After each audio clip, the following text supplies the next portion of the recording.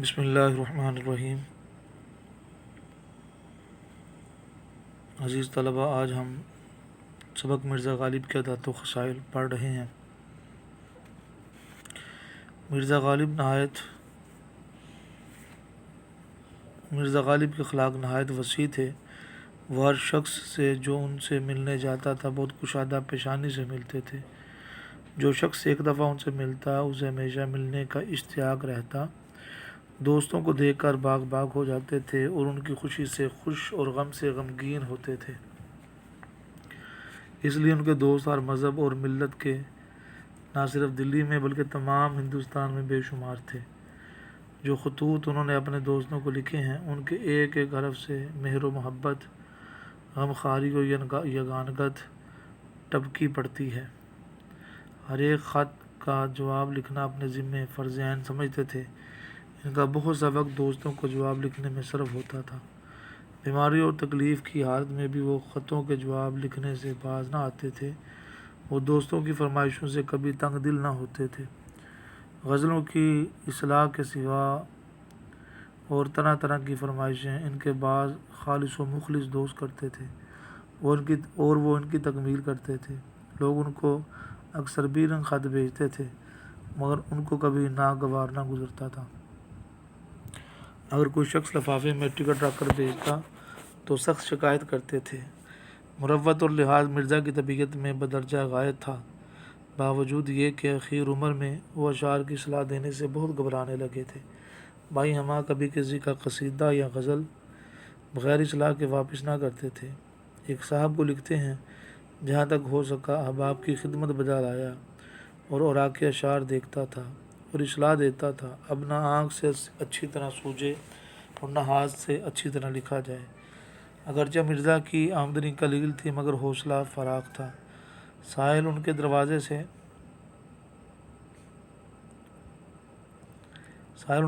سے خالی ہاتھ بہت کم جاتا تھا۔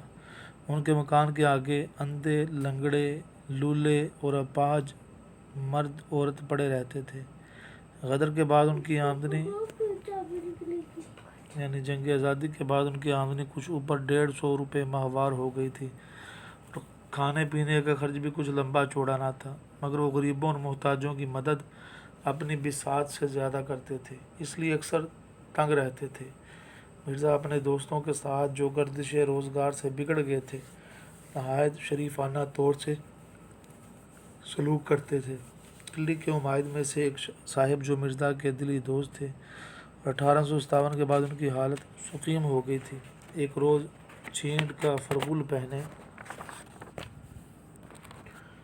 ہوئے مرزا سے ملنے آئے۔ مرزا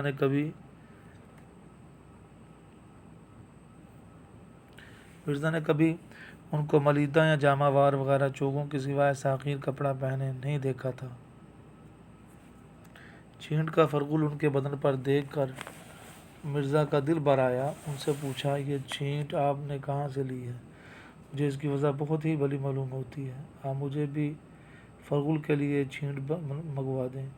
انہوں نے کہا، یہ فرغل آج ہی بن کر آیا ہے، میں نے اسی وقت اس کو پہنا ہے، اور آپ کو پسند ہے تو یہی حاضر ہے۔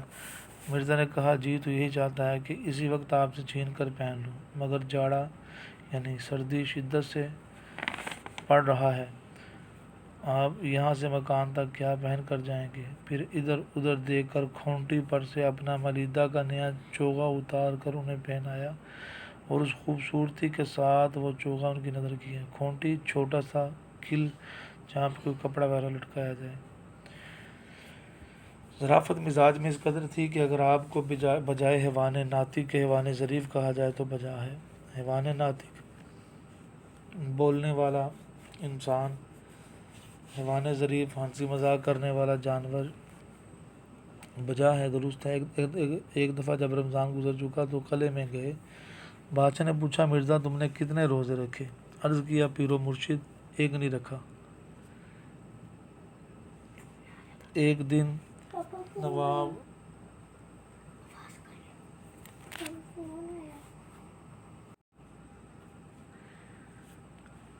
ایک دن نواب مصطفیٰ خان کے مکان پر ملنے کو آئے۔ ان کے مکان کے آگے چھتا تاریک تھا۔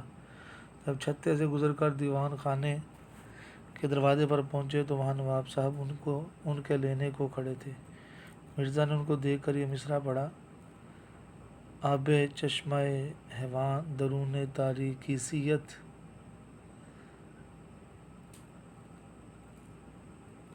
جب دیوان خانے میں پہنچے تو اس کے دالان میں بسبب مشرق رویا ہونے کے دھوپ بھری ہوئی تھی۔ مرزا نے وہاں مصرع پڑھا: این خانہ ہما آفتاب است۔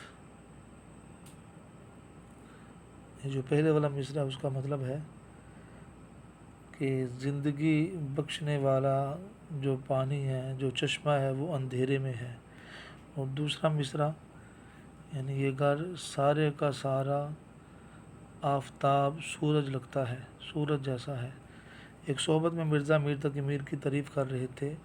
شیخ ابراہیم ذوق بھی موجود تھے۔ انہوں نے سودا کو میر پر ترجیح دی۔ مرزا نے کہا: میں تو تم کو میری سمجھتا ہوں، مگر اب معلوم ہوا کہ آپ سودائی ہیں۔ باوجود یہ کہ مرزا کی آمدنی اور مقدور بہت کم تھا، مگر خودداری اور حفظ وضع کو کبھی ہاتھ سے نہ جانے دیتے تھے۔ شہر کے امراء و عمائد سے برابر کی ملاقات تھی۔ کبھی بازار میں بغیر پالکیاں ہوادار کے نہ نکلتے تھے۔ عمائد شہر میں سے جو لوگ ان کے مکان پر آتے تھے، یہ بھی ان کے مکان پر ضرور جاتے تھے۔ ایک روز کسی سے مل کر نواب مصطفیٰ خان مرحوم کے مکان پر آئے۔ میں بھی اس وقت وہاں موجود تھا۔ نواب صاحب نے کہا: آپ مکان سے سیدھے یہیں آئے ہیں یا کہیں اور بھی جانا ہوا تھا؟ مرزا صاحب نے کہا: مجھ کو فلاں شخص کا ایک آنا دینا تھا، اول وہاں گیا تھا، وہاں سے یہاں آیا ہوں۔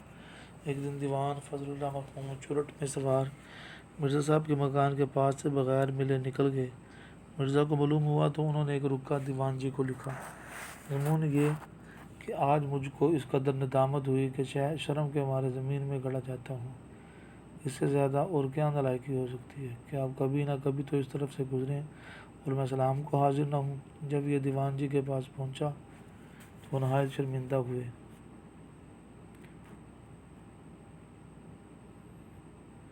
اور اسی وقت گاڑی میں بیٹھ کر مرزا صاحب سے ملنے کو آئے۔ فواکہ میں آم ان کو بہت مرغوب تھا، پسند تھا۔ آموں کی فصل میں ان کے دوست دور دور سے ان کے لیے عمدہ عمدہ آم بھیجتے تھے اور وہ خود اپنے بعض دوستوں سے تقاضا کر کے آم منگواتے تھے۔ ایک روز مرحوم بہادر شاہ آموں کے موسم میں چند مصاحبوں کے ساتھ یعنی دوستوں کے ساتھ، جن میں مرزا بھی تھے، باغ حیات بخش مہتاب باغ میں ٹہل رہے تھے۔ آم کے پیڑ رنگ برنگ کے آموں سے لد رہے تھے۔ یہاں کا آم بادشاہ یا سلاطین یا بیگمات کے سوا کسی کو میسر نہیں آ سکتا تھا۔ مرزا بار بار آموں کی طرف دیکھتے تھے۔ بادشاہ نے پوچھا: مرزا اس قدر غور سے کیا دیکھتے ہو؟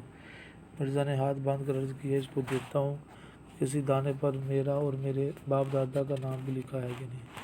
بادشاہ مسکرائے اور اسی روز ایک ڈینگی عمدہ عمدہ آموں کی مرزا کو بھجوائی۔ مرزا کی نیت آموں سے کسی طرح سیر نہ ہوتی تھی۔ اہل شہر تحفۃً بھیجتے تھے، خود بازار سے منگواتے تھے۔ باہر سے دور دور کا آم بطور سوغات کی آتا تھا، مگر حضرت کا جی نہیں بھرتا تھا۔ نواب مصطفیٰ خان مرحوم ناقل تھے، بیان کرتے تھے کہ ایک صحبت میں مولانا فضل حق اور دیگر احباب موجود تھے اور آم کی نسبت ہر ایک شخص اپنی اپنی رائے بیان کر رہا تھا کہ اس میں کیا کیا خوبیاں ہونی چاہیے۔ جب سب لوگ اپنی اپنی رائے کہہ چکے تو مولانا فضل حق نے مرزا سے کہا کہ تم بھی اپنی رائے بیان کرو۔ مرزا نے کہا: بھائی، میرے نزدیک تو آم میں صرف دو باتیں ہونی چاہیے، میٹھا ہو اور بہت ہو۔ سب حاضرین ہنس پڑے۔